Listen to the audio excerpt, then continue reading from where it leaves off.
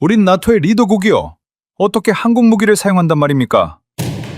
저어원 세계가 한나라의 결정에 경악했습니다. 나토의 리더국이자 북극 최전방에 위치한 노르웨이. 머리 위론 러시아 전략 폭격기가 선회하고 북극해 심해에서는 핵 잠수함이 소리 없이 움직이고 있었습니다. 그런데 이 위박한 상황에서 그들이 제발 우리한테 팔아달라며 매달린 나라는 독일도 미국도 아니었습니다. 바로 대한민국이었죠. 친유럽파 의원들은 수준 안 맞는 무기라며 거세게 반대했지만 결국 그들이 목격한 것은 핵심 전략 유출 불가라는 나라들 사이에서 500km급 장거리 정밀 타격 전력을 유럽 한복판에서 만들어내고 있는 한국의 공급망이었습니다. 노르웨이를 공포에서 구해줄 단 하나의 나라, 도대체 어떻게 된 일일까요? 그 전에 잠깐 1초 만에 누를 수 있는 좋아요 버튼을 꾹 눌러주시면 영상 제작에 아주 큰 힘이 됩니다. 그럼 바로 시작하겠습니다. 노르웨이는 벼랑 끝에 서 있었습니다. 러시아는 북극에 병력을 증강하고 있었고 우리의 장거리 타격 능력은 사실상 제로였습니다. 500km. 이 거리를 때릴 수 있는 무기가 우리한테 없었습니다. 독일한테 물어봤습니다. 개발 중이랍니다. 미국한테 물어봤습니다. 수출 승인이 안 된답니다. 시간은 없고 선택지는 하나씩 사라지고 있었습니다. 그때 회의 테이블 위에 올라온 이름이 하나 있었습니다. 그 이름 하나가 회의실 전체를 뒤집어 놓았습니다. 저는 에리크 요한센이라고 합니다. 노르웨이 오슬로 국방전략연구소에서 27년째 일하고 있는 선임 연구원이죠. 전문 분야는 장거리 정밀 타격 체계와 억제 전략입니다.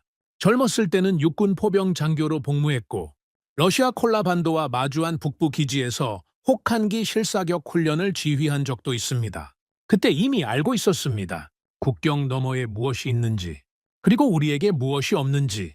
저는 27년 동안 감정이 아니라 데이터로 무기를 판단해왔고 한 번도 흔들린 적이 없었습니다. 그런 제가 그날 오슬로 국회의사당 방청석에 앉아서 손에 땀을 쥐고 있었습니다.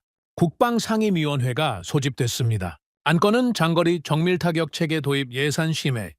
회의실에는 의원들이 빼곡하게 들어차 있었고 뒤쪽으로 언론 카메라 수십 대가 줄지어 서 있었습니다. 셔터 소리가 간간이 터졌죠. 평소라면 형식적인 절차가 이어지는 자리입니다. 그런데 그날은 달랐습니다. 위원장이 입을 열기도 전에 회의실 공기가 이미 팽팽하게 당겨져 있었습니다. 위원장이 안건을 발표하자마자 한쪽에서 손이 올라왔습니다. 토마스 베르겐 의원이었습니다. 친유럽 성향으로 유명한 인물이죠. 자리에서 벌떡 일어나더니 마이크를 잡았습니다. 지구 반대편에 국방을 맡기자는 겁니까? 회의실이 쩌렁쩌렁 울렸습니다. 토마스 베르겐의 얼굴은 시뻘겋게 달아올라 있었고 목소리는 떨리고 있었습니다. 단순한 반대가 아니었습니다. 분노였죠. 토마스 베르겐 옆에 앉은 의원 서너시 고개를 끄덕이기 시작했고 반대편에서는 한숨 소리가 터져 나왔습니다. 카메라 셔터 소리가 미친 듯이 쏟아졌습니다. 저는 방청석 맨 뒷줄에서 그 광경을 지켜보고 있었습니다. 27년간 전략 무기를 분석해온 사람으로서 감정이 회의실을 삼키는 장면은 처음이었습니다. 문제의 시작은 단순했습니다. 러시아를 막아야 합니다. 그런데 막을 무기가 없습니다. 이 두 문장이 노르웨이 전체를 공포 속에 몰아넣고 있었던 겁니다. 상황을 설명해 드리겠습니다. 노르웨이 북부 국경에서 러시아 콜라 반도까지 직선 거리가 약 200km입니다. 이게 얼마나 가까운 거리인지 아십니까? 차로 2시간이면 닿습니다. 그 안에 러시아 북해 함대 본부가 있습니다.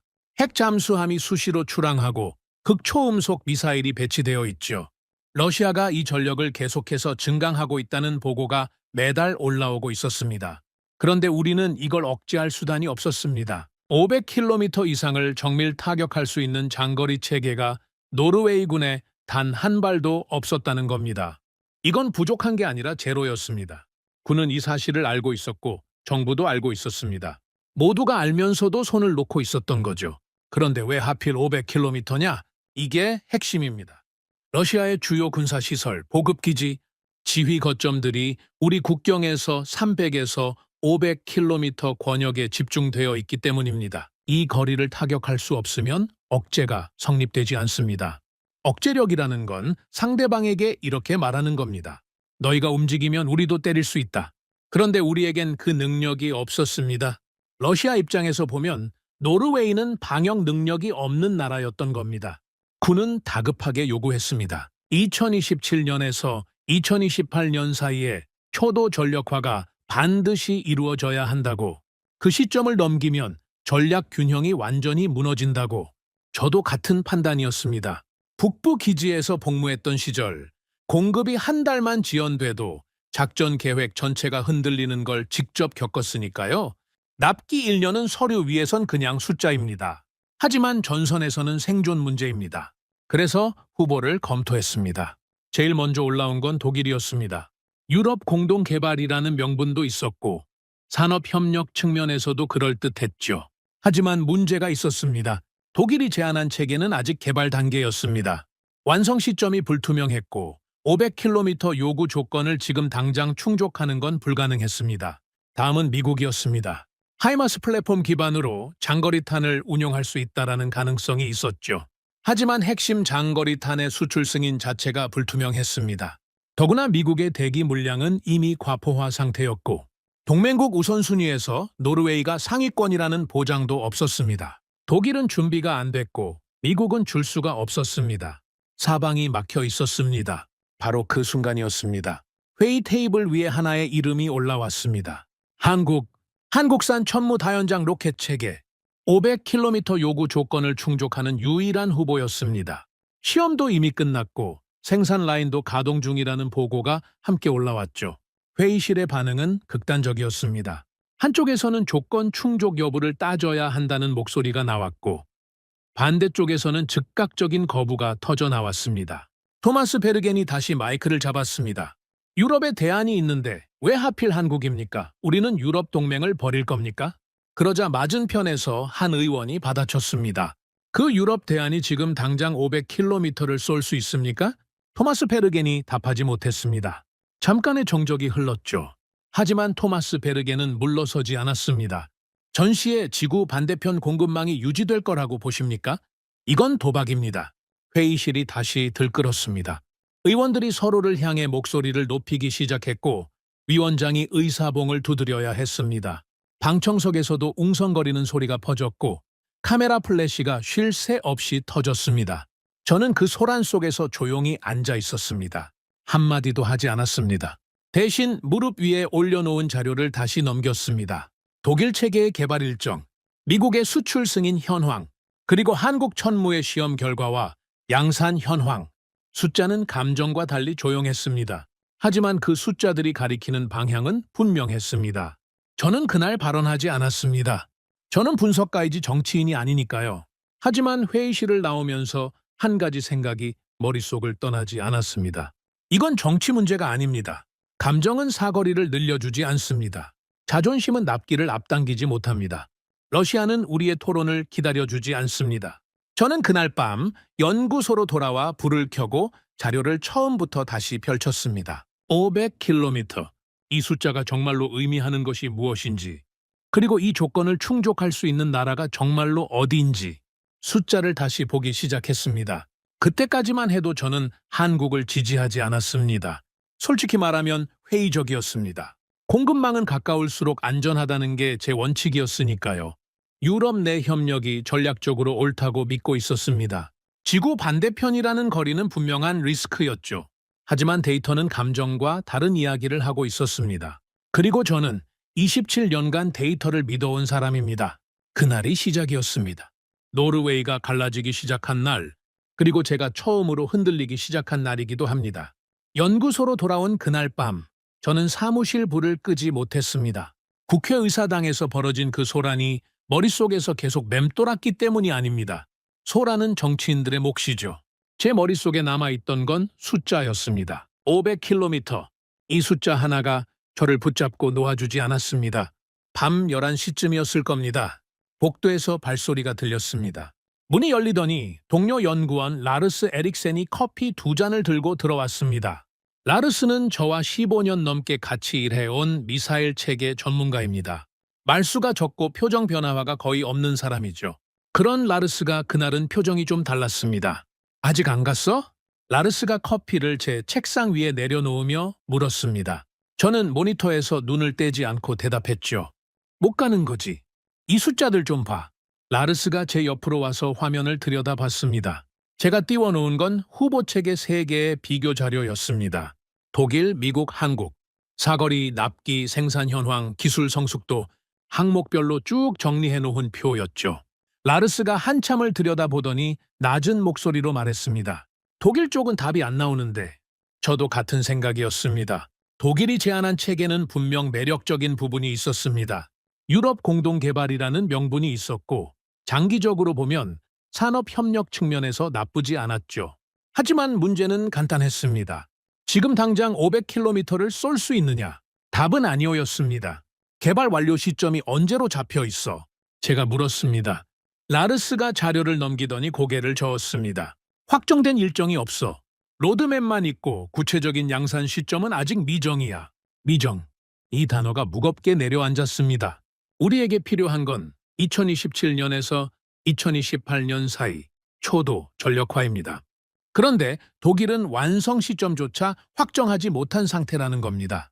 개발이라는 건 계획대로 되는 법이 없습니다.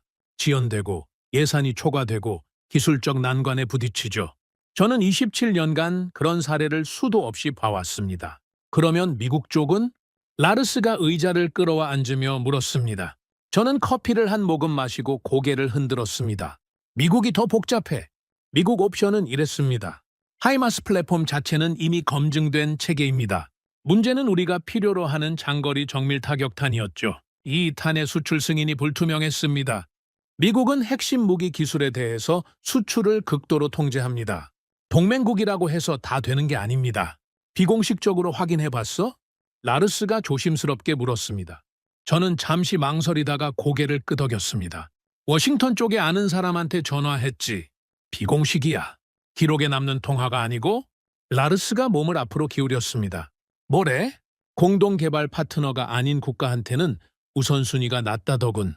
노르웨이가 요청해도 승인 절차만 몇 년이 걸릴 수 있다고 했어. 몇 년이면? 최소 4년에서 8년. 라르스가 등을 의자에 기대며 천장을 올려다봤습니다. 한참 동안 아무 말이 없었습니다. 사무실에는 형광등 지지직거리는 소리만 남았죠. 8년. 이 숫자가 뜻하는 바를 저와 라르스는 둘 다 정확히 알고 있었습니다. 8년이면 전략이 아니라 공백입니다. 8년 동안 러시아가 가만히 앉아서 기다려줄 리가 없죠. 저는 북부 기지에서 복무할 때 그 거리를 직접 느꼈던 사람입니다. 콜라반도 너머에서 어떤 일이 벌어지는지, 우리 레이더에 뭐가 찍히는지, 그 긴장감은 서류로는 절대 전달되지 않습니다. 라르스가 다시 입을 열었습니다. 그러면 남는 건 하나잖아. 저는 대답하지 않았습니다. 대신 화면에서 한국 항목을 클릭했습니다. 전무다연장 로켓 체계. 자료가 펼쳐졌죠. 사거리 500km 이상 유도탄 시험 완료. 양산 단계 진입. 생산 라인 가동 중. 수출 실적 다수. 납기 구체적 제시 가능. 라르스가 화면을 보더니 눈을 가늘게 떴습니다. 이미 양산 단계라고? 그렇게 돼 있어. 시험도 끝났고 유도탄 시험까지 완료된 상태야.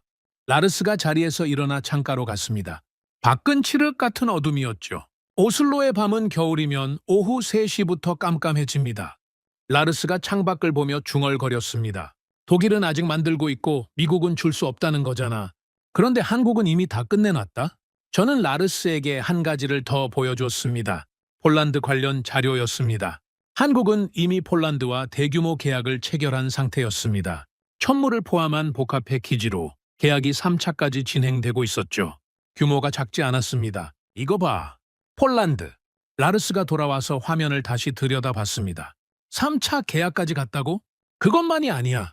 현지 생산 라인 구축까지 합의했어. 단순 수입이 아니라 폴란드 안에서 직접 만드는 구조를 짜고 있다는 거지. 라르스의 표정이 미묘하게 변했습니다. 놀란 건지 당황한 건지 정확히 읽을 수 없었지만 분명 평소와는 달랐습니다. 유럽 안에 이미 들어와 있다는 얘기네? 그 한마디가 저를 멈추게 했습니다. 유럽 안에 이미 들어와 있다. 이게 핵심이었습니다. 국회의사당에서 토마스 베르겐이 외쳤던 말이 뭐였습니까? 지구 반대편에 국방을 맡기자는 거냐. 그런데 한국은 이미 지구 반대편이 아니었던 겁니다. 폴란드에 생산 거점을 세우고 있었으니까요. 저는 커피를 내려놓고 잠시 생각에 잠겼습니다. 솔직히 인정하기 싫은 부분이 있었습니다. 저는 처음부터 유럽 우선주의자였습니다. 공급망은 가까울수록 안전하다. 이게 저의 27년 원칙이었죠. 그래서 독일이 답이 되기를 바랐고 안 되면 미국이라도 가능하기를 희망했습니다. 한국이라는 선택지는 제 머릿속에서 항상 마지막이었습니다. 그런데 데이터가 저를 배신하고 있었습니다. 아니, 배신이 아니죠. 데이터는 처음부터 같은 방향을 가리키고 있었는데 제가 보고 싶지 않았던 겁니다. 라르스가 자기 자리로 돌아가며 말했습니다. 에리크, 하나만 물어보자. 감정 빼고 조건만 봤을 때 500km 충족하고 납기 맞출 수 있고 이미 양산에 들어간 체계가 몇 개야? 저는 대답하지 않았습니다. 대답할 필요가 없었으니까요. 라르스도 답을 알고 있었습니다. 하나. 딱 하나밖에 없었습니다. 하지만 저는 그 자리에서 인정하지 않았습니다. 아직은 아니었습니다. 분석가로서의 자존심이랄까요? 충분히 검증하지 않은 결론을 입에 올리는 건 제 방식이 아닙니다. 그래서 라르스에게 이렇게 말했습니다. 아직 이르다. 서류상 숫자하고 실제 성능은 다를 수 있어. 확인할 게 더 남았어. 라르스가 고개를 끄덕이며 문 쪽으로 갔습니다. 문고리를 잡고 돌아서더니 한마디를 던졌죠. 근데 에리크, 확인할수록 같은 답이 나오면 어떡할 건데? 문이 닫혔습니다. 사무실에 저 혼자 남았습니다. 저는 다시 모니터를 봤습니다. 세 나라의 비교 자료가 나란히 떠 있었죠. 독일 칸에는 미정이라는 단어가, 미국 칸에는 승인 불투명이라는 단어가, 한국 칸에는 양산 진행 중이라는 단어가 적혀 있었습니다. 조건은 타협하지 않습니다. 500km는 깎을 수 있는 숫자가 아닙니다. 499km면 괜찮겠지 하는 문제가 아니라는 겁니다. 러시아 기지의 위치는 고정되어 있고 그 거리를 타격하지 못하면 억제 자체가 성립되지 않으니까요.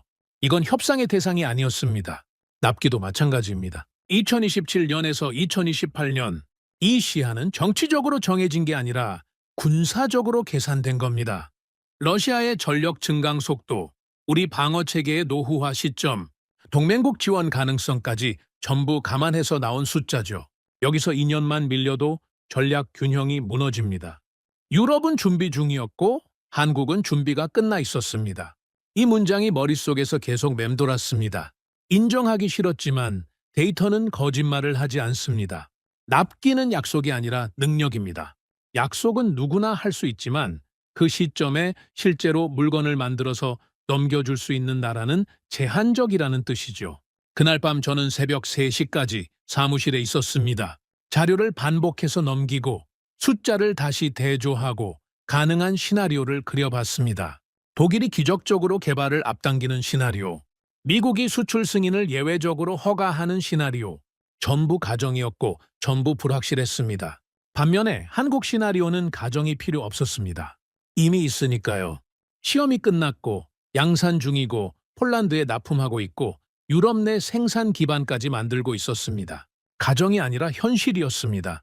새벽에 사무실을 나오면서 복도 창문 너머로 오슬로 야경이 보였습니다. 고요한 도시였죠. 이 도시의 시민들은 오늘 밤도 안전하게 잠들어 있을 겁니다. 그 안전이 당연한 게 아니라는 걸 아는 사람은 많지 않습니다. 저는 그 창가에 잠시 서서 생각했습니다. 이건 단순 비교가 아닙니다. 이건 시간과의 싸움이고 조건과의 대결입니다. 그리고 조건은 감정을 봐주지 않습니다. 집으로 돌아가는 차 안에서 라르스가 했던 말이 다시 떠올랐습니다. 확인할수록 같은 답이 나오면 어떡할 건데? 저는 핸들을 잡은 채로 한참을 가만히 있었습니다. 저는 처음으로 생각을 바꾸기 시작하고 있었습니다. 아직 확신은 아니었습니다. 하지만 27년간 한 번도 흔들리지 않았던 원칙에 금이 가기 시작한 건 분명했습니다. 유럽이 답이다. 가까운 게 안전하다. 이 원칙 말입니다. 금이 간 자리에서 새어나온 건 하나의 질문이었습니다. 가깝지만 없는 것과 멀지만 있는 것. 우리는 어느 쪽을 선택해야 합니까? 그 질문에 대한 답을 찾기 위해 저는 다음 날 아침 독일 측 브리핑에 참석하기로 했습니다. 유럽이 정말로 답이 될 수 있는지 직접 확인하기 위해서였죠. 마지막 기회를 주고 싶었던 건지도 모릅니다. 유럽에 그리고 제 원칙에. 다음 날 아침 저는 국방부 별관 3층 브리핑실로 향했습니다. 독일 측에서 유럽 공동개발안을 발표하는 비공식 브리핑이 잡혀 있었죠. 비공식이라는 말이 중요합니다. 공식 일정이 아니라는 건 기록에 남지 않는다는 뜻이고 그만큼 솔직한 이야기가 오갈 수 있다는 뜻이기도 합니다. 저는 그래서 더 기대했습니다. 어쩌면 서류에는 없는 진짜 정보를 들을 수 있을지도 모른다고 생각했으니까요. 브리핑실에 들어서니 이미 사람들이 모여 있었습니다. 군 관계자 대여섯 명, 국방부 실무진 서너, 그리고 연구소에서 저를 포함해 3명이 참석했죠. 라르스도 와 있었습니다. 구석 자리에 앉아서 커피를 홀짝이고 있더군요. 저와 눈이 마주치자 살짝 고개를 끄덕였습니다. 아무 말도 하지 않았지만 그 눈빛이 말하고 있었죠. 잘 들어보자.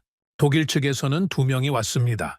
한 명은 방산업체 기술 담당 부사장이었고 다른 한 명은 독일 국방부 산하 기관의 프로젝트 매니저였습니다. 둘 다 양복을 깔끔하게 차려입고 있었고 표정은 자신감에 차 있었죠.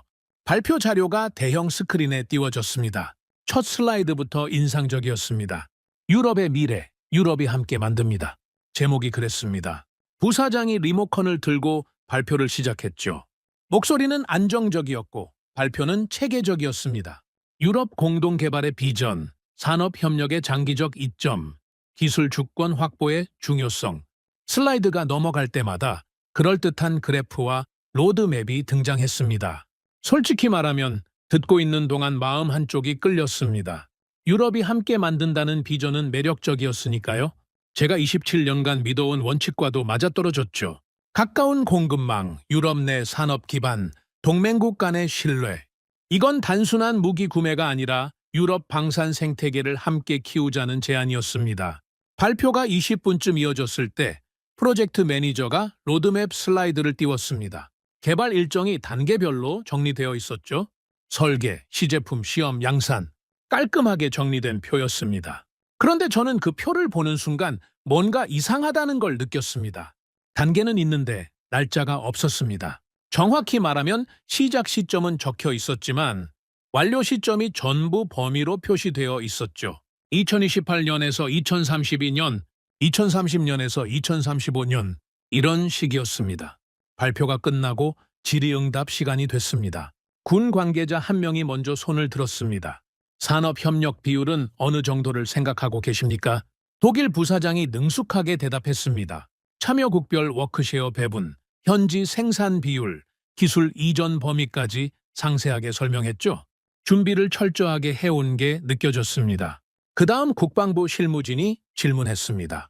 노르웨이 방산업체의 참여 범위는 구체적으로 어디까지입니까? 이것도 깔끔하게 답변이 나왔습니다.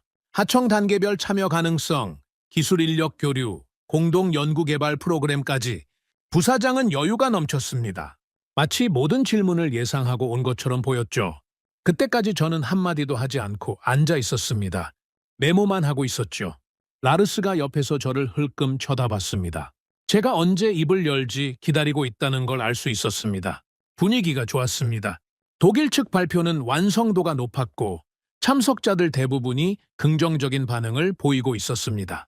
고개를 끄덕이는 사람도 있었고 메모를 열심히 하는 사람도 있었죠. 이대로 가면 독일안이 유력해질 수도 있는 분위기였습니다. 저는 손을 들었습니다. 브리핑실이 조용해졌습니다. 참석자들이 저를 쳐다봤죠. 저는 오슬로 국방전략연구소에서 이 분야를 가장 오래 다뤄온 사람입니다. 제가 질문한다는 건 가벼운 확인이 아니라는 걸 그 자리에 있는 사람들은 다 알고 있었습니다. 저는 천천히 물었습니다. 한 가지만 확인하겠습니다. 지금 현재 시점에서 500km를 정밀 타격할 수 있는 유도탄이 완성되어 있습니까? 브리핑실의 공기가 바뀌었습니다. 독일 부사장의 표정이 아주 미세하게 굳었죠. 프로젝트 매니저가 부사장을 힐끗 쳐다봤습니다. 부사장이 마이크를 잡고 대답했습니다.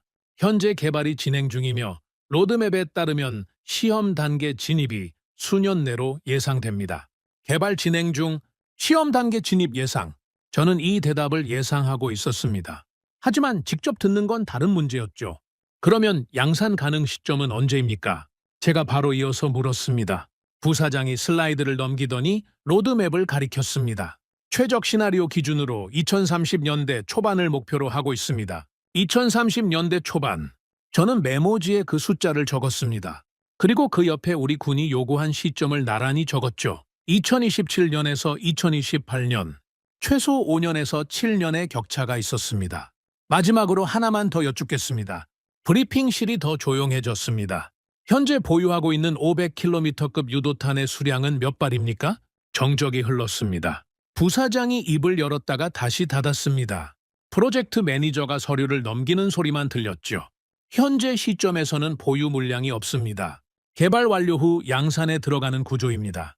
없습니다. 이 한마디가 브리핑실을 얼어붙게 만들었습니다. 보유 물량 제로, 양산 시점 미정, 납기 보장 불가. 아까까지 고개를 끄덕이던 참석자들의 표정이 미묘하게 변하기 시작했습니다.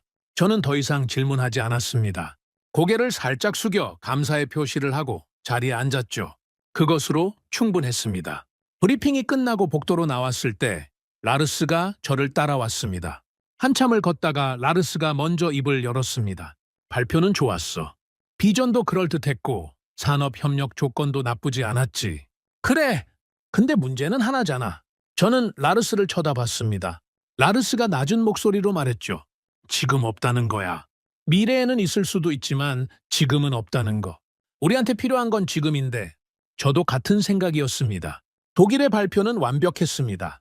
비전도 훌륭했고 장기적 청사진도 매력적이었죠. 하지만 한 가지가 빠져 있었습니다. 현재. 지금 이 순간 우리의 공백을 메울 수 있는 구체적인 답이 없었습니다. 저는 라르스에게 말하지 않았지만 브리핑실에서 독일 부사장의 표정이 굳어지는 순간을 계속 떠올리고 있었습니다. 그건 거짓말을 하는 사람의 표정이 아니었습니다. 정말로 답이 없는 사람의 표정이었죠. 독일 측도 알고 있었을 겁니다. 자기들의 체계가 아직 준비되지 않았다는 걸. 하지만 유럽 공동개발이라는 명분과 장기적 비전으로 설득할 수 있다고 판단한 거겠죠. 그 판단이 틀린 건 아닙니다. 시간이 충분하다면요. 문제는 시간이 없다는 겁니다. 사무실로 돌아와서 저는 자료를 다시 펼쳤습니다. 이번에는 세 후보를 동시에 띄워놓고 단 하나의 기준으로만 비교했습니다. 지금 있느냐, 없느냐. 독일, 없습니다. 미국, 줄 수 없습니다. 한국, 있습니다. 이렇게 단순한 문제였습니다. 복잡하게 생각할 필요가 없었던 겁니다. 그때 전화가 왔습니다. 국방부 실무진 중 한 명이었죠. 아까 브리핑에 함께 참석했던 사람이었습니다. 요한센 연구원님, 아까 브리핑에서 질문하신 거 말입니다. 네. 솔직히 저도 같은 생각이었는데 차마 못 물어봤습니다. 물어봐 주셔서 오히려 속이 시원했어요. 저는 잠시 말을 멈췄다가 대답했습니다. 시원한 문제가 아닙니다. 독일이 답이 안 된다는 건 선택지가 하나 사라졌다는 뜻이에요. 기분 좋을 일이 아니죠. 전화기 너머에서 한숨 소리가 들렸습니다. 그러면 미국도 어렵고 독일도 어려우면 남는 건 뭡니까? 저는 대답하지 않았습니다. 그 사람도 답을 알고 있었을 겁니다. 다만 누군가 먼저 말해주기를 기다리고 있었던 거죠. 이 나라 전체가 그랬습니다. 답은 보이는데 아무도 먼저 입을 열지 않았습니다. 한국이라는 두 글자를 꺼내는 순간 정치적 논쟁에 휘말린다는 걸 다들 알고 있었으니까요. 전화를 끊고 나서 창밖을 봤습니다. 오후인데도 하늘이 어둑어둑해지고 있었죠. 노르웨이 겨울은 그렇습니다. 해가 금방 집니다. 어둠이 빨리 찾아온다는 건 우리가 느끼는 것보다 시간이 더 빠르게 흐르고 있다는 뜻이기도 합니다. 자존심은 억제력이 아닙니다. 유럽이라는 이름이 아무리 좋아도 그 안에 500km를 채울 무기가 없으면 의미가 없습니다. 미래는 약속이었고 한국은 현재였습니다. 우리는 2035년을 기다릴 수 없습니다. 러시아가 기다려주지 않으니까요. 그날 저녁 저는 퇴근하지 않고 한 가지를 더 확인했습니다. 한국 천무체계의 상세 기술 자료를 요청해둔 게 있었거든요. 비공식 경로였습니다. 공식적으로는 아직 검토 단계에 불과했지만 저는 이미 다음 단계를 생각하고 있었습니다. 직접 확인해야 했습니다. 서류가 아니라 사람한테. 실제로 이 체계를 운용하고 있는 쪽에서 이야기를 들어야 했습니다. 라르스에게 메시지를 보냈습니다. 내일 시간 있나? 이야기할 게 있다. 답이 바로 왔습니다. 폴란드 건이지? 라르스도 같은 곳을 보고 있었습니다. 한국이 폴란드에서 만들어 놓은 실적. 그게 서류상 숫자인지 실제로 돌아가는 라인인지 이걸 확인하지 않으면 어느 쪽으로든 결론을 낼 수 없었습니다. 저는 그날 밤 유럽의 한계를 봤습니다. 독일을 탓하는 게 아닙니다. 독일은 최선을 다하고 있었죠. 다만 현실이 비전을 따라가지 못하고 있었을 뿐입니다. 좋은 계획과 좋은 무기는 다른 겁니다. 계획은 프레젠테이션 화면 위에 존재하지만 무기는 전장에 존재해야 합니다. 저는 그날 밤 27년간 믿어온 원칙을 완전히 내려놓지는 못했습니다. 하지만 한 가지는 분명해졌습니다. 유럽만으로는 안 된다는 것, 그리고 이걸 인정하는데 자존심 따위는 끼어들 자리가 없다는 것. 가장 어려운 일은 적을 분석하는 게 아닙니다. 자기 자신의 판단이 틀렸을 수도 있다는 걸 받아들이는 겁니다. 저는 그 과정의 한가운데 서 있었습니다. 다음 날 아침, 라르스와 저는 연구소 지하 회의실에서 만났습니다. 창문 없는 좁은 방에 테이블 하나 놓인 공간이죠. 저와 라르스가 민감한 이야기를 나눌 때 자주 쓰는 장소입니다. 라르스가 먼저 와 있었습니다. 테이블 위에 노트북을 펼쳐놓고 뭔가를 정리하고 있더군요. 제가 문을 열고 들어서자 고개도 들지 않고 말했습니다. 미국 쪽부터 정리하자. 어젯밤에 나도 좀 알아봤어. 어디 쪽이야? 워싱턴. 국방부 조달국 출신인데 지금은 민간에 있는 친구야. 내부 사정은 아직도 잘 알거든. 라르스가 노트북을 돌려서 보여줬습니다. 통화 내용을 메모장에 정리해둔 거였죠. 저는 한 줄씩 읽어 내려갔습니다. 내용은 이랬습니다. 미국의 장거리 정밀 타격탄은 자국군 배치가 최우선입니다. 동맹국 수출은 공동 개발 파트너한테 우선권이 있고 노르웨이는 그 목록에 들어가 있지 않았습니다. 수출 승인 절차만 최소 3년에서 5년. 실제 물량 확보까지 감안하면 8년도 낙관적이라는 평가였죠. 8년도 낙관적이라고?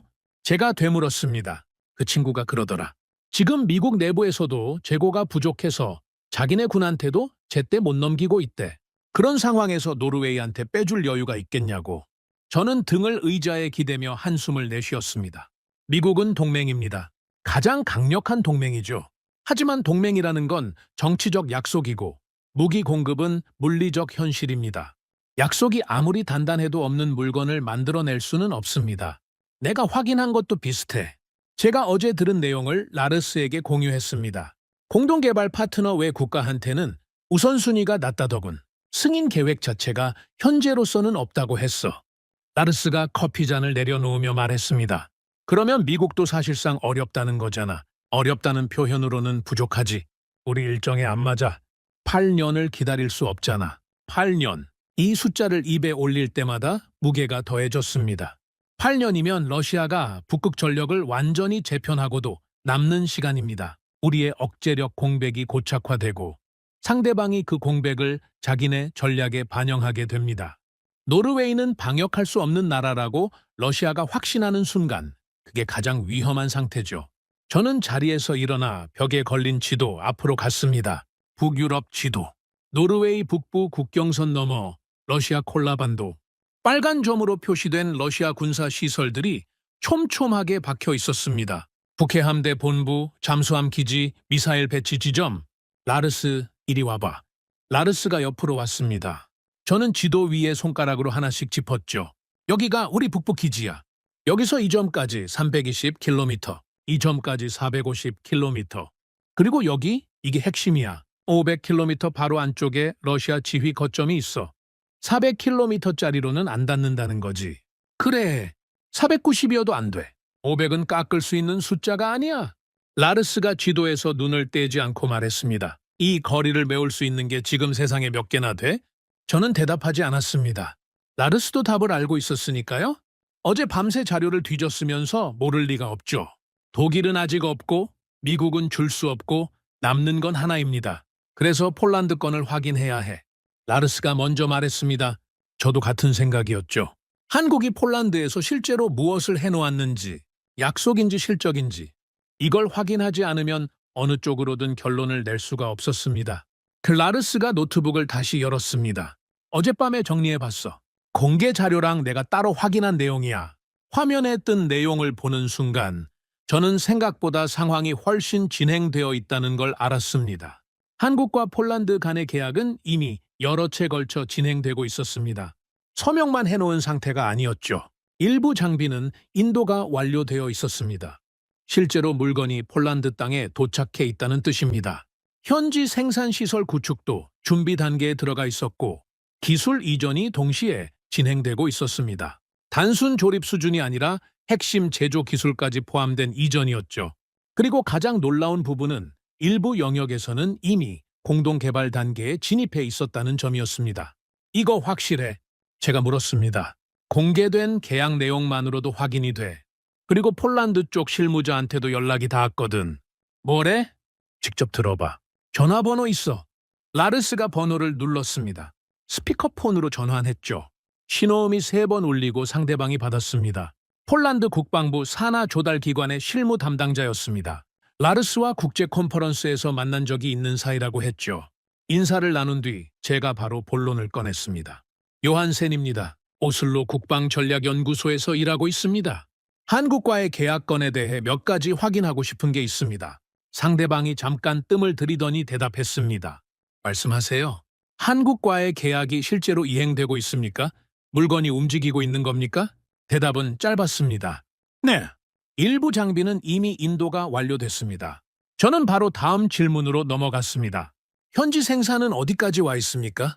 시설 구축과 인력 훈련이 병행되고 있습니다. 준비 단계라고 보시면 됩니다. 기술 이전은요? 진행 중입니다. 단순 조립이 아니라 핵심 제조 기술을 포함하고 있고요. 일부 분야에서는 공동 개발 단계까지 들어가 있습니다. 공동 개발. 이 단어에서 저는 펜을 멈췄습니다. 물건을 사는 것과 함께 만드는 것은 차원이 다른 문제입니다. 한국은 폴란드에 단순히 무기만 파는 게 아니었습니다. 산업 생태계 자체를 같이 세우고 있었던 겁니다.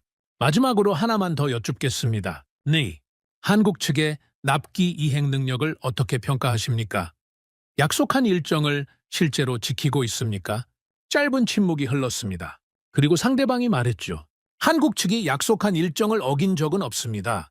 일부 품목은 예상보다 빨리 도착하기도 했습니다. 전화를 끊었습니다. 지하 회의실에 정적이 내려앉았죠. 라르스와 저는 한동안 서로를 바라보기만 했습니다. 라르스가 먼저 말했습니다. 에리크, 이건 내가 예상했던 것보다 훨씬 구체적이야. 저도 인정할 수밖에 없었습니다. 계약 진행 중이 아니라 이미 이행 중. 물건이 움직이고 있고, 공장이 세워지고 있고, 기술이 넘어가고 있고, 함께 만드는 단계까지 와 있었습니다. 국회의사당에서 토마스 베르겐이 외쳤던 말이 다시 떠올랐습니다. 지구 반대편에 국방을 맡기자는 거냐. 그런데 한국은 이미 지구 반대편이 아니었습니다. 폴란드 안에 들어와 있었으니까요. 생산 기반을 세우고 기술을 나누고 심지어 함께 개발하고 있었습니다. 이건 수입이 아니라 동맹에 가까운 구조였습니다. 저는 메모지를 꺼내서 지금까지 확인한 내용을 하나씩 정리했습니다. 독일, 개발 중. 양산 시점 미정. 500km 유도탄 보유 수량 제로. 납기 보장 불가. 미국. 수출 승인 불투명. 우선순위 목록에 노르웨이 미포함. 실질 납기 8년 이상. 재고 부족. 한국. 500km 유도탄 시험 완료. 양산 진행 중. 폴란드의 장비 인도 완료. 현지 생산 준비 단계. 기술 이전 진행 중. 공동 개발 단계 진입. 납기 이행률 100%. 세 나라를 나란히 놓고 보니 답은 이미 나와 있었습니다. 감정을 빼고 조건만 보면 비교 자체가 성립하지 않았죠. 라르스가 제 메모를 들여다보며 말했습니다. 이거 보면 결론은 하나잖아. 나도 알아. 그런데 왜 이렇게 표정이 무거워? 저는 잠시 말을 멈췄습니다. 솔직히 말하면 이런 감정이었습니다. 27년간 유럽을 믿어온 사람이 유럽 밖에서 답을 찾아야 한다는 현실 앞에 서 있었으니까요. 틀린 게 아니라 바뀐 겁니다. 세상이 바뀌었고 조건이 바뀌었고 제가 믿어온 원칙이 더 이상 현실을 담아내지 못하게 된 거죠. 무겁지 않아. 다만 확인해야 할 게 하나 더 남았어. 뭔데? 우리가 지금까지 확인한 건 폴란드 쪽 이야기야. 한국이 폴란드한테 잘해주고 있다는 건 알겠어. 근데 중요한 건 우리한테도 같은 조건을 줄 수 있느냐는 거지. 산업협력은 어떤 수준까지 가능한지, 노르웨이 업체 참여는 보장되는지, 납기는 구체적으로 언제인지 이걸 직접 확인해야 해. 라르스가 고개를 끄덕였습니다. 그건 군 쪽에서 움직여야 하는 문제 아닌가? 군도 움직이겠지. 하지만 조건을 분석하는 건 우리 몫이야. 저는 노트북을 닫고 자리에서 일어났습니다. 지하 회의실을 나서면서 계단을 오르는데 머릿속이 이상하게 맑아지는 느낌이었습니다. 안개가 걷히는 것처럼 어제까지만 해도 복잡하게 얽혀있던 문제가 하나씩 풀리면서 한 방향을 가리키고 있었습니다. 사무실로 올라오니 책상 위에 서류 봉투가 하나 놓여 있었습니다. 군 쪽에서 보낸 내부 검토 자료였죠. 봉투를 열어보니 한국 천무체계의 기술평가 요약본이 들어있었습니다. 군이 자체적으로 평가한 자료였습니다. 핵심 내용은 이랬습니다. 500km 이상 정밀 유도탄 시험 완료. 다양한 탄종 운용 가능. 체계 신뢰도 높음. 운용 환경 적응성 우수. 그리고 마지막 줄에 이런 문장이 적혀 있었죠. 현 시점에서 요구 조건을 충족하는 유일한 체계로 평가됨. 유일한 체계. 군도 같은 결론에 도달해 있었습니다. 정치가 아무리 시끄러워도 현장에서 무기를 운용하는 사람들은 이미 알고 있었던 겁니다. 저는 그 문장 아래에 밑줄을 긋고 날짜를 적었습니다. 그리고 서류를 책상 서랍에 넣었죠. 이 자료가 나중에 필요해질 거라는 걸 알고 있었으니까요. 국회에서 다시 논쟁이 벌어질 때, 감정이 아닌 근거를 제시해야 할 때, 이 한 줄이 힘을 발휘할 겁니다. 창밖을 봤습니다. 오후인데도 벌써 어둑어둑해지고 있었죠. 노르웨이의 겨울은 해가 짧습니다. 하지만 그 짧은 해 아래서도 결정은 내려져야 합니다. 어둠이 빨리 온다고 판단을 미룰 수는 없으니까요. 미국은 동맹이지만 시간은 우리 편이 아니었습니다. 동맹은 약속이지만 억제력은 준비입니다. 준비가 안 된 약속은 전선에서 아무런 의미가 없죠. 저는 그날 마지막 남은 기대를 내려놓았습니다. 독일도 아니고 미국도 아닙니다. 남는 건 하나였고 그 하나는 이미 준비가 끝나 있었습니다. 그들은 약속이 아니라 수치를 말했습니다. 계획이 아니라 실적을 보여줬습니다.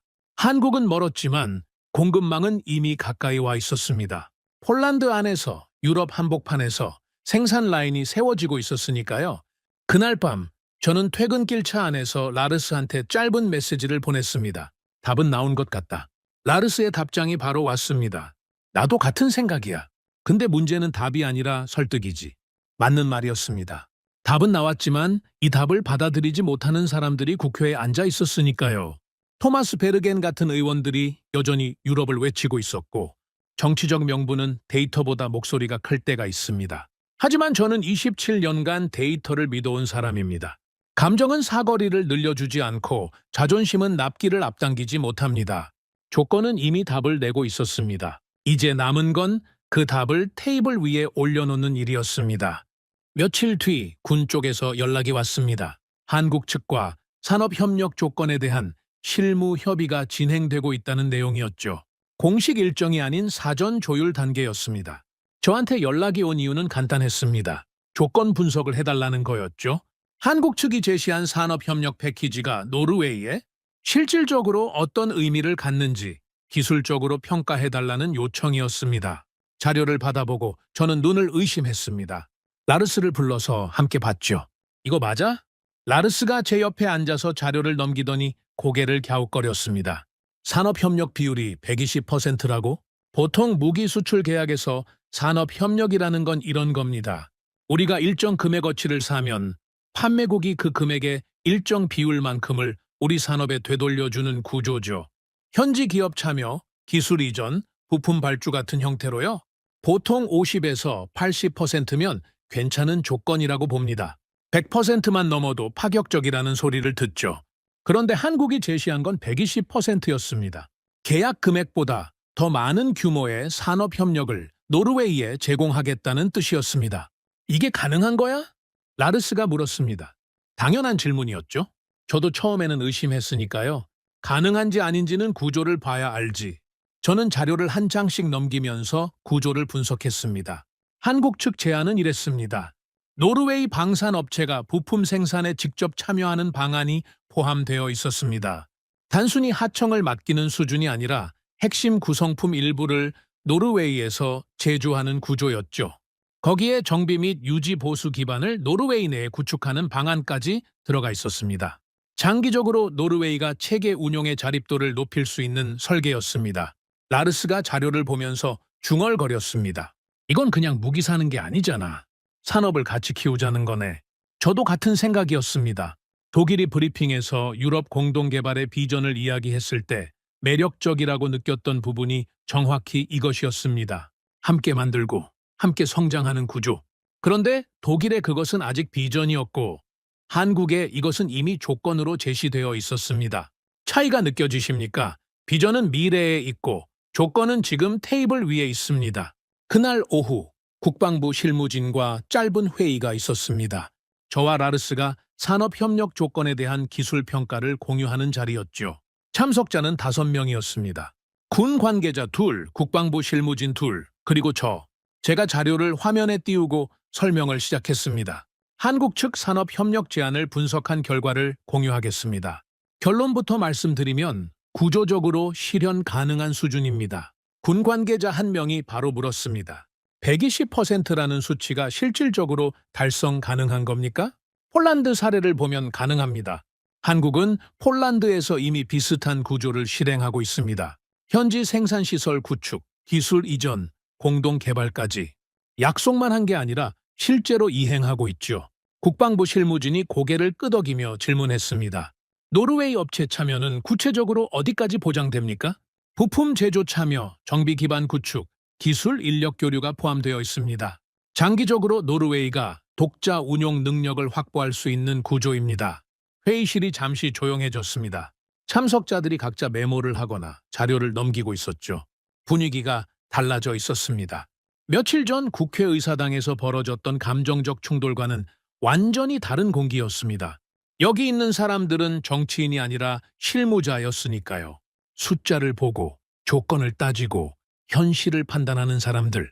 군 관계자가 다시 물었습니다.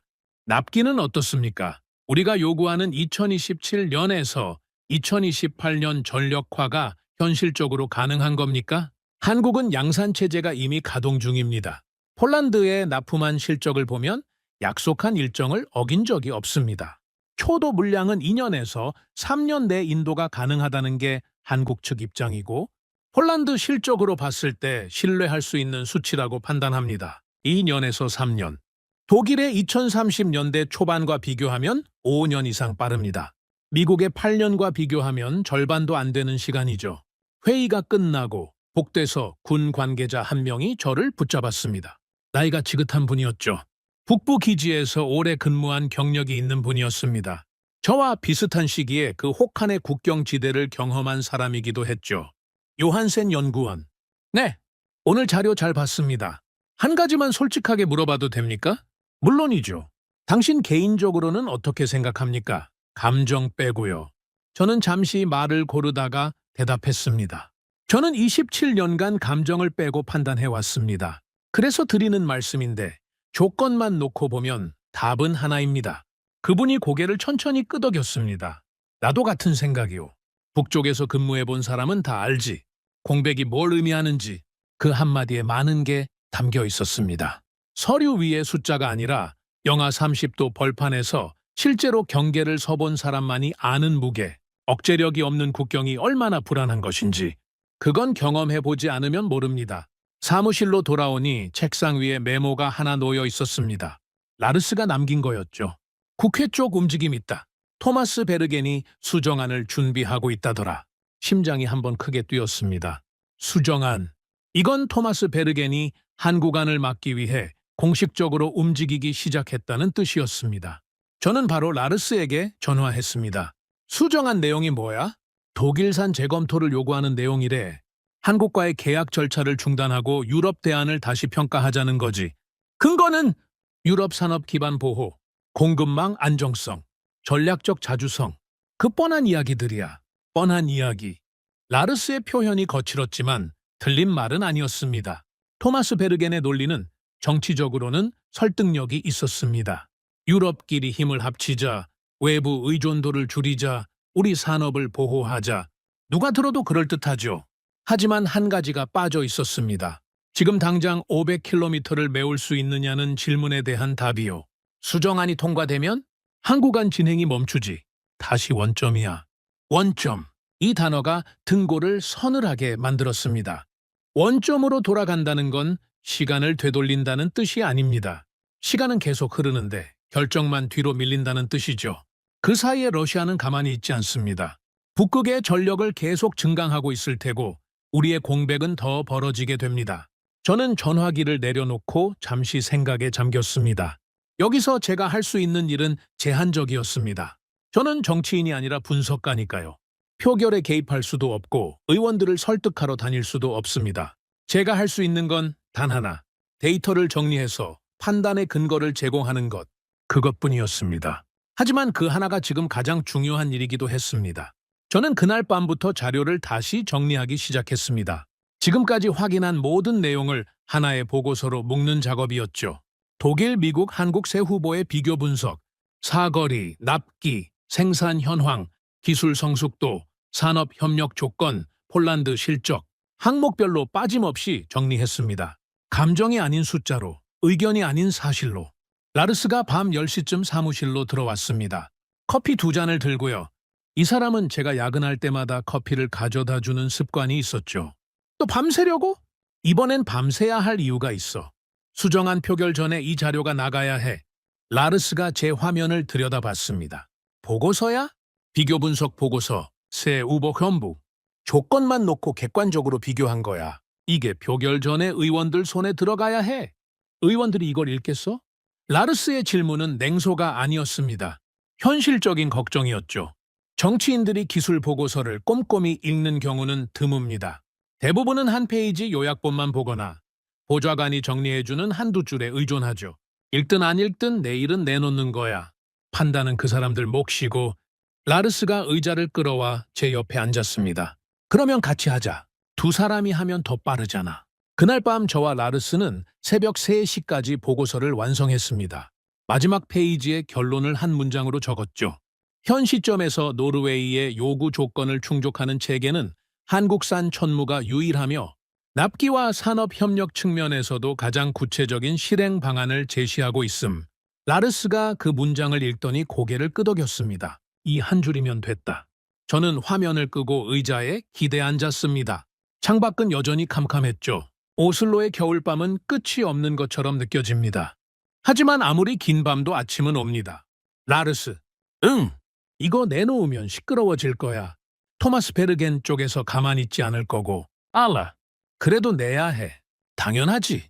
안 내면 우리가 뭐 하러 20년 넘게 여기 앉아 있었겠어.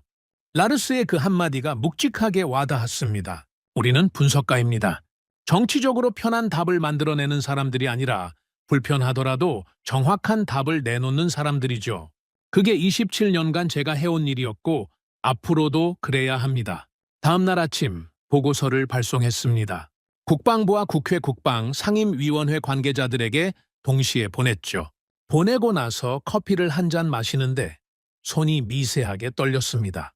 긴장이었는지 피로였는지 아니면 둘 다였는지 잘 모르겠습니다. 오후에 라르스한테서 메시지가 왔습니다. 토마스 베르겐 측에서 반응이 왔대. 보고서를 문제 삼겠다고. 예상한 대로였습니다. 토마스 베르겐은 이 보고서가 한국을 편향적으로 유리하게 작성되었다고 주장할 겁니다. 유럽 대안을 의도적으로 깎아내렸다고 공격하겠죠. 정치는 늘 그렇습니다. 데이터가 불편하면 데이터를 공격합니다.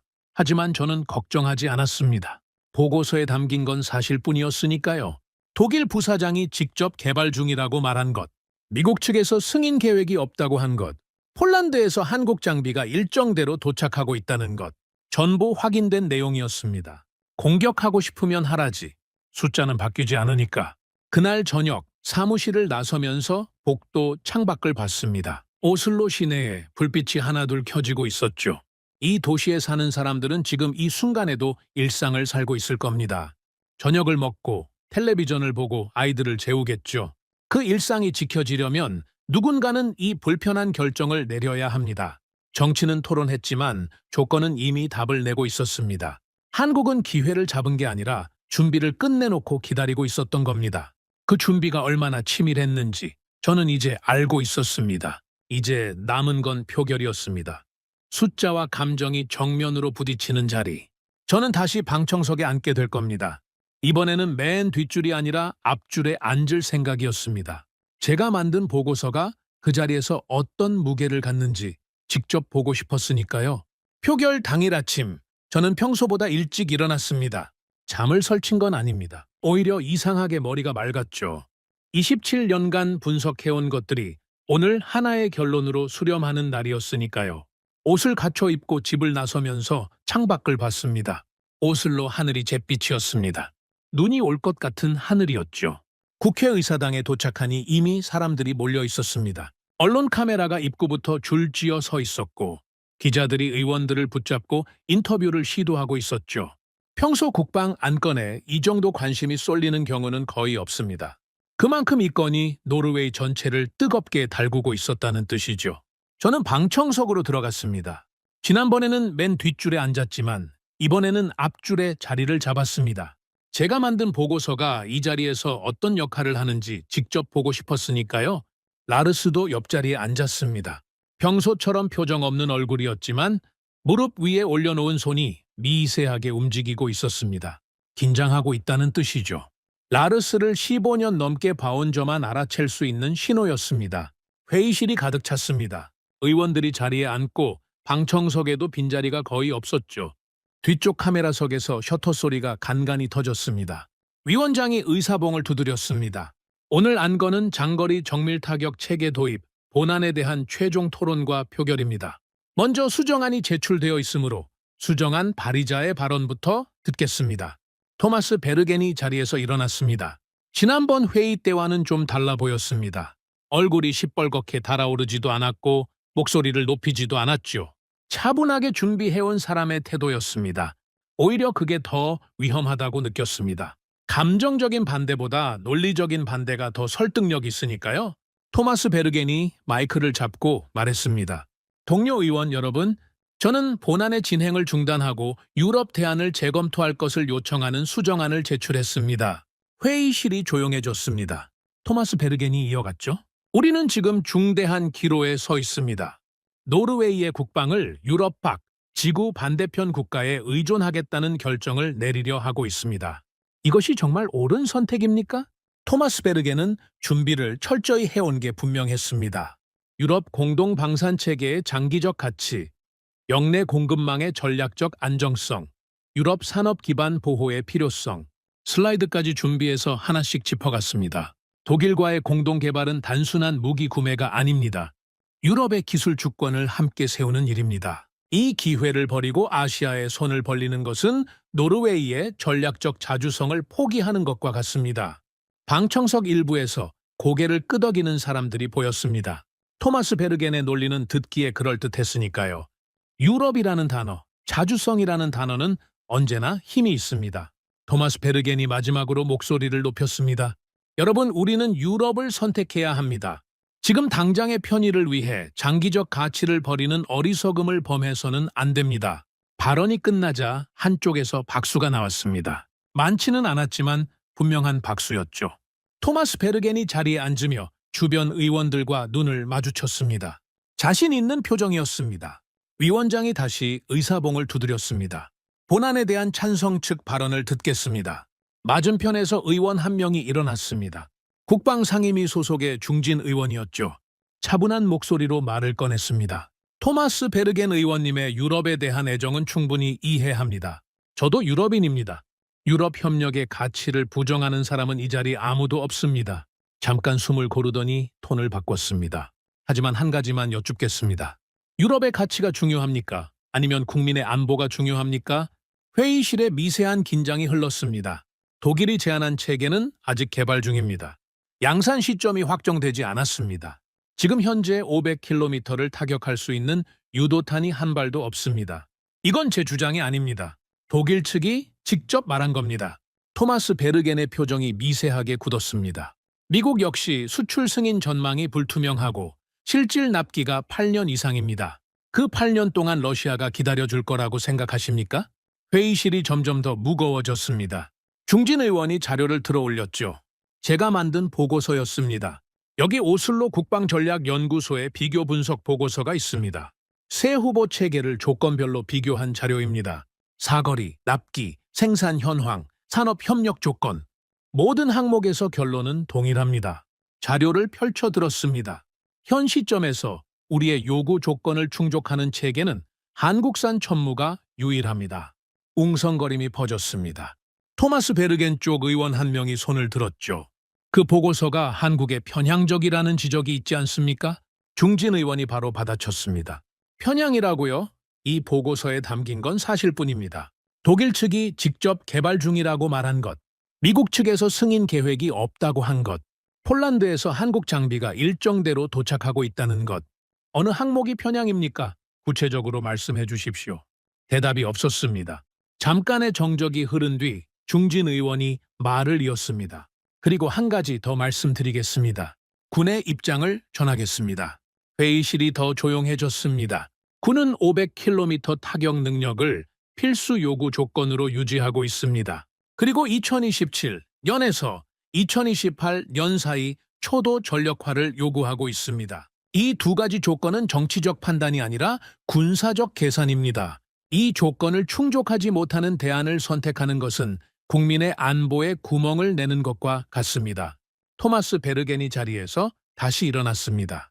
납기를 맞추는 것도 중요하지만 장기적 공급망 안정성은 어떻게 보장합니까? 전시의 지구, 반대편 공급망이 유지될 수 있다는 근거가 있습니까? 중진 의원이 기다렸다는 듯이 대답했습니다. 한국은 이미 폴란드에 현지 생산 기반을 구축하고 있습니다. 장비 인도도 완료된 상태이고 기술 이전이 진행 중이며 공동 개발 단계까지 들어가 있습니다. 유럽 안에 생산 거점이 세워지고 있다는 뜻입니다. 지구 반대편이라는 표현은 더 이상 사실에 부합하지 않습니다. 토마스 베르겐의 입이 닫혔습니다. 반박하려고 입을 열었다가 다시 다물었죠. 저는 그 순간을 정확히 봤습니다. 앞줄에 앉아 있었으니까요. 토마스 베르겐의 눈이 한순간 흔들렸습니다. 논리로 준비해온 사람이 논리로 막히는 순간이었죠. 위원장이 토론 종료를 선언했습니다. 충분한 토론이 이루어졌다고 판단합니다. 먼저 수정안에 대한 표결을 진행하겠습니다. 회의실의 공기가 바뀌었습니다. 의원들이 등을 고추 세웠고 방청석도 숨을 죽였죠. 카메라 셔터 소리조차 멈췄습니다. 수정안에 찬성하시는 분은 녹색 버튼을, 반대하시는 분은 적색 버튼을 눌러주십시오. 정적, 버튼을 누르는 소리만 낮게 울렸습니다. 몇 초가 몇 분처럼 느껴졌죠. 전광판에 숫자가 올라가기 시작했습니다. 찬성 14, 반대 87, 수정안 부결. 회의실에 한숨 소리가 퍼졌습니다. 안도의 한숨인지 탄식의 한숨인지는 사람마다 달랐겠죠. 토마스 베르겐은 전광판을 올려다보고 있었습니다. 표정이 읽히지 않았습니다. 분노도 아니고 슬픔도 아닌 그냥 멈춰 있는 얼굴이었습니다. 위원장이 곧바로 이어갔습니다. 이어서 본안에 대한 표결을 진행하겠습니다. 장거리 정밀 타격 체계로 한국산 천물을 도입하는 본안에 찬성하시는 분은 녹색 버튼을, 반대하시는 분은 적색 버튼을 눌러주십시오. 다시 정적, 다시 버튼 소리. 찬성 87, 반대 14. 본안 통과. 회의실이 술렁였습니다. 여기저기서 박수가 터져나왔고 카메라 플래시가 쉴 새 없이 터졌습니다. 기자들이 회의실 밖으로 뛰어나가기 시작했죠. 속보를 보내야 하니까요. 저는 박수를 치지 않았습니다. 라르스도 마찬가지였죠. 우리 둘은 가만히 앉아서 전광판의 숫자를 바라보고 있었습니다. 87대 14, 압도적이었습니다. 라르스가 낮은 목소리로 말했습니다. 끝났네. 끝났어. 그 두 마디가 전부였습니다.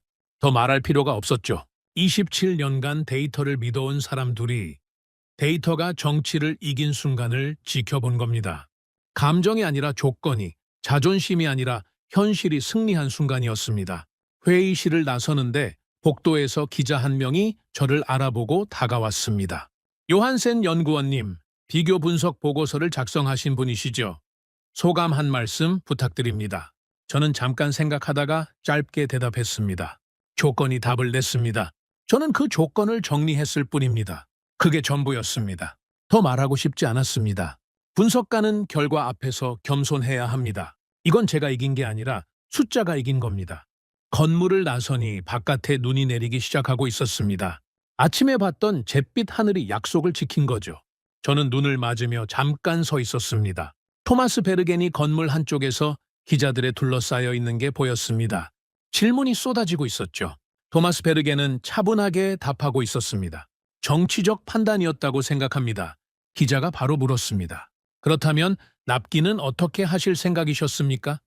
독일 체계의 양산 시점이 확정되지 않은 상태에서요. 토마스 베르겐이 잠깐 말을 멈췄습니다. 그리고 다시 입을 열었죠. 장기적 관점에서 보면 말끝이 흐려졌습니다. 구체적인 답이 나오지 않았죠. 카메라가 그 순간을 전부 잡고 있었습니다. 저는 그 장면을 멀리서 지켜보며 돌아섰습니다. 위험한 건 거리가 아니라 지연이었습니다. 유럽은 미래를 약속했고 한국은 현재를 제시했습니다.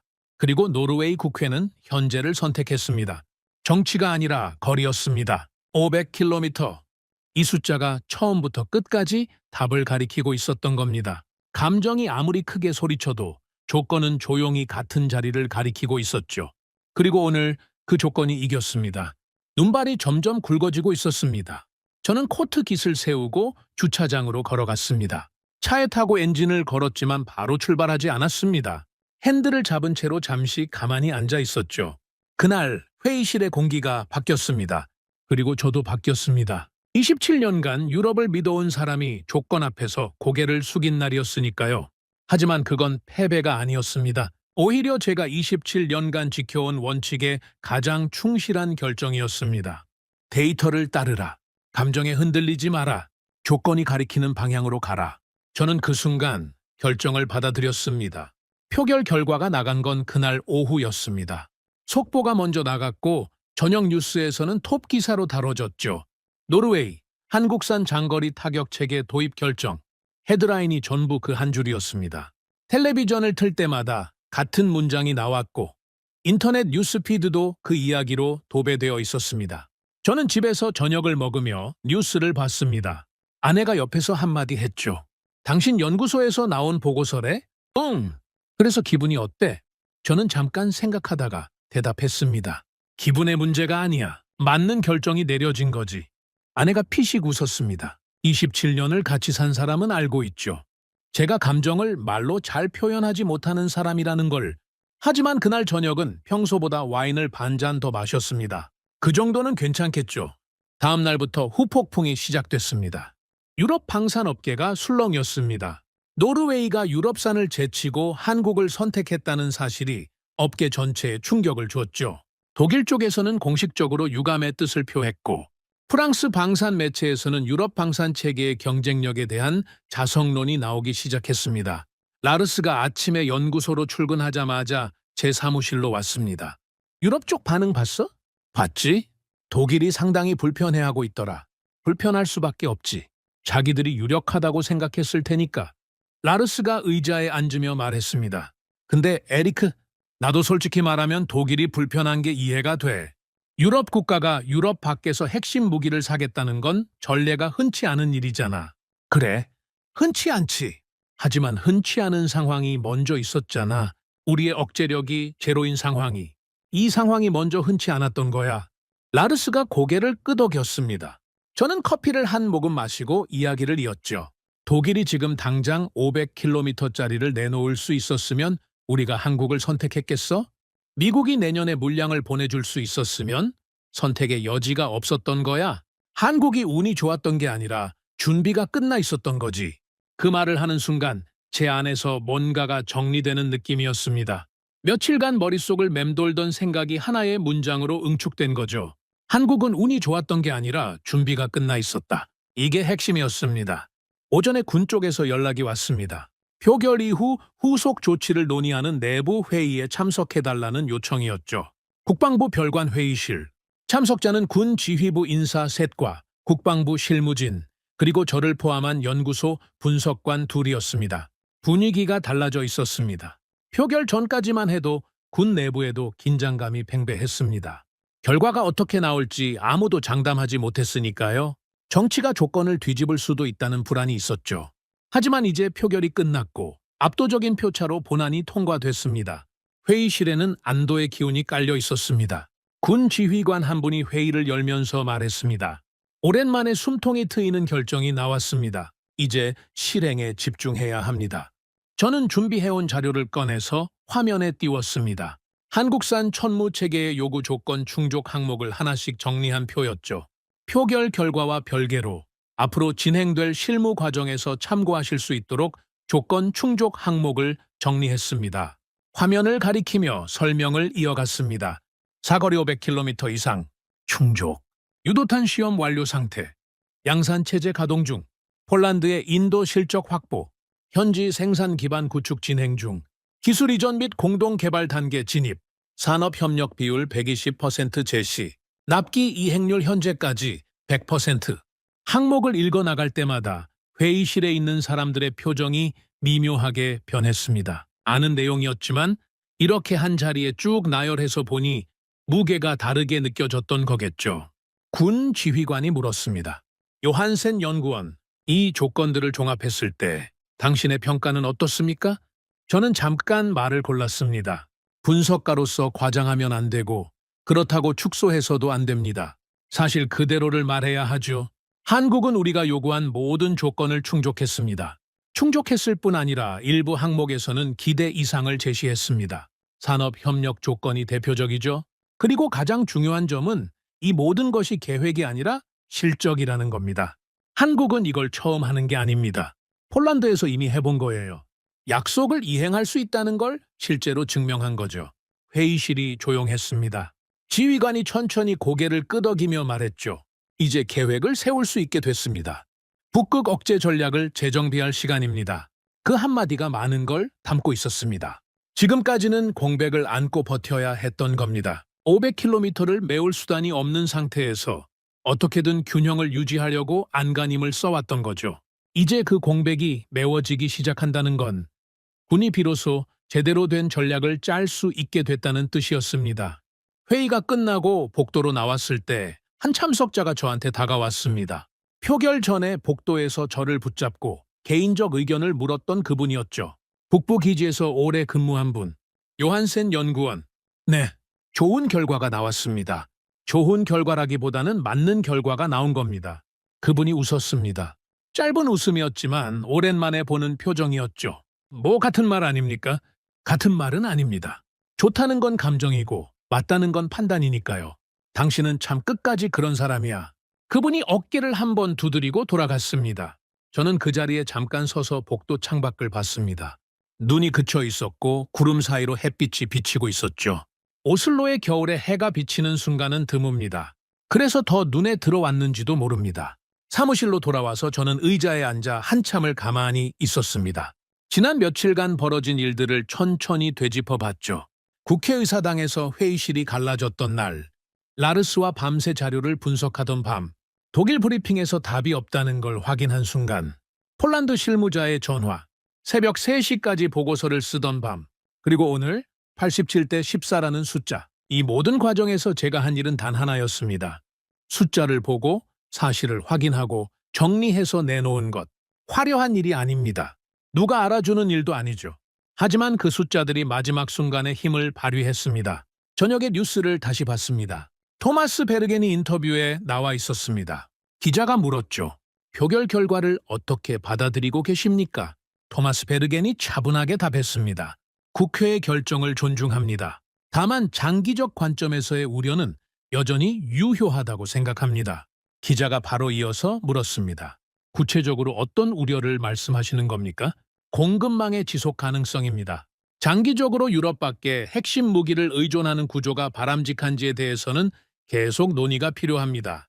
기자가 한 발 더 들어갔습니다. 그렇다면 독일 체계가 대안이 될 수 있었다고 보십니까? 양산 시점이 확정되지 않은 상태에서요. 토마스 베르겐이 잠깐 멈췄습니다. 그리고 입을 열었죠. 그 부분에 대해서는 시간이 더 필요했다고 생각합니다. 시간이 더 필요했다. 저는 텔레비전 화면을 보면서 속으로 중얼거렸습니다. 그래요. 시간이 더 필요했겠죠. 문제는 시간이 없었다는 겁니다. 러시아가 시간을 주지 않았으니까요. 텔레비전을 끄고 서재로 갔습니다. 책상 위에 지도가 펼쳐져 있었죠. 노르웨이 북부에서 러시아 콜라 반도까지 이 거리를 수천 번은 들여다봤을 겁니다.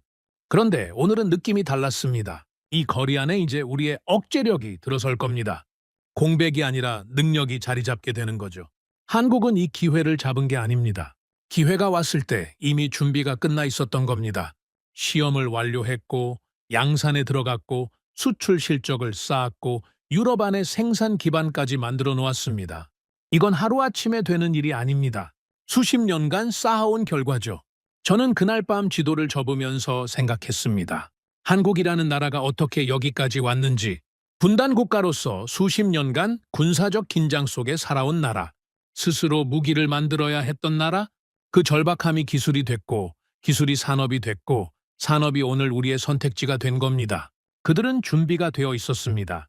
그리고 저는 그날 인정했습니다. 며칠이 지나고 모든 것이 가라앉았습니다. 뉴스도 줄었고 국회도 다른 안건으로 넘어갔죠. 토마스 베르겐의 이름도 더 이상 헤드라인에 오르지 않았습니다. 세상은 원래 그렇습니다. 아무리 큰 결정도 시간이 지나면 일상에 묻히죠. 하지만 저는 가라앉지 않았습니다. 표결이 끝나고 실무 절차가 시작됐는데 제 머릿속에는 다른 질문이 하나 남아 있었습니다. 기술적인 질문이 아니었습니다. 납기도 아니고 사거리도 아니고 산업협력도 아니었죠. 한국은 대체 어떻게 여기까지 온 겁니까? 이 질문이 저를 놓아주지 않았습니다. 어느 날 저녁, 저는 서재에 앉아서 한국에 대해 처음부터 다시 들여다보기 시작했습니다. 분석가의 습관이죠. 결론이 나왔어도 그 결론의 뿌리를 이해하지 못하면 찝찝한 겁니다. 무기체계의 성능 수치 말고 이 나라가 어떤 길을 걸어왔는지를 알고 싶었습니다. 한국의 지도를 펼쳤습니다. 한반도, 위로는 북한, 그 너머로 중국과 러시아, 아래로는 바다, 동쪽도 바다, 서쪽도 바다, 사방이 막혀 있는 나라였습니다. 그런데 이 나라는 세계에서 가장 긴 휴전선을 사이에 두고 70년 넘게 군사적 긴장 상태를 유지하고 있었습니다. 70년입니다. 우리 노르웨이가 러시아와 국경을 맞대고 있다고 해도 한국이 겪어온 긴장과는 차원이 다릅니다. 북한의 미사일이 수시로 날아오는 나라, 포병이 수도를 사정권에 두고 있는 나라. 그 상황에서 한국은 살아남아야 했습니다. 누구한테 기대서가 아니라 스스로의 힘으로요. 라르스에게 전화를 걸었습니다. 밤 9시쯤이었죠? 라르스, 하나만 물어보자. 응. 한국이 미사일 개발을 처음 시작한 게 언젠지 알아? 라르스가 잠깐 뜸을 들이더니 대답했습니다. 70년대 아닌가? 정확하진 않은데. 마야, 1970년대야. 50년 전이지. 그때부터 시작한 거야. 50년? 그래. 50년 동안 개발하고 시험하고 실패하고 다시 만들고 그걸 쉬지 않고 반복해온 거야. 한 번도 멈춘 적이 없어. 전화기 너머에서 라르스가 잠시 침묵했습니다. 그리고 낮은 목소리로 말했죠. 그러니까 어전을 만든 게 아니라는 거잖아. 그게 핵심이야. 전화를 끊고 저는 다시 자료를 봤습니다. 한국의 미사일 개발사를 훑어보면 하나의 패턴이 보입니다. 처음에는 사거리가 짧았습니다. 180km부터 시작했죠. 그때 미국이 제한을 걸었습니다. 사거리를 더 늘리지 말라고.